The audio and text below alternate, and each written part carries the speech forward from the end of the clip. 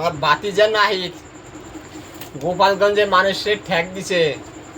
গোপালগঞ্জের কোনো চিহ্ন রাখবে না। ভাতিজা, তুমি কথাটা শোনো। তোমার থেকে বড় বড় নেতারা গোপালগঞ্জে মানুষের ঠ্যাক দিছে, তার আজ অব্দি কিছু করতে পারে নাই। আর তুমি তো জমায় জমায়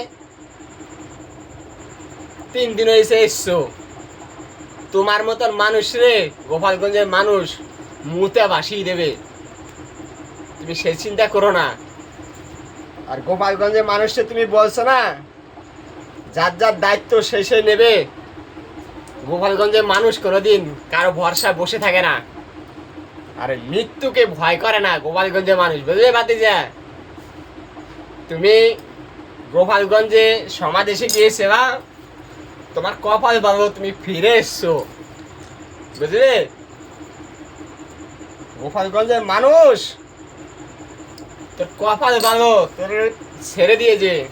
পরে আবার যাবি তো, আসিস খুনি আবার ফিরে। ওই গোপালগঞ্জে তোর হাত পা কেটে রেখে দেবে। তোর এত বড় সাহস কি করে হলো যে গোপালগঞ্জের মানুষ রে তুই ঠ্যাক দাস? আর গোপালগঞ্জের কোনো চিহ্ন রাখবে না, আর চিহ্ন থাকবেও না।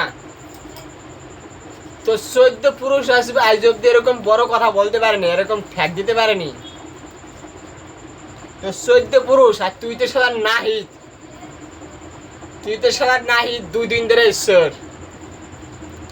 তোর গোপালগঞ্জের মানুষ তোরে দেখে নেবে, তুই কথাটা মনে রাখিস। ওই গোপালগঞ্জের মানুষের হাতে তোর মরবি, এই কথাটা তোর বলে দিলাম। কথাটা ভালো করে মনে রাখিস। পুষ্পা হোমন্দি কয় কে রায়।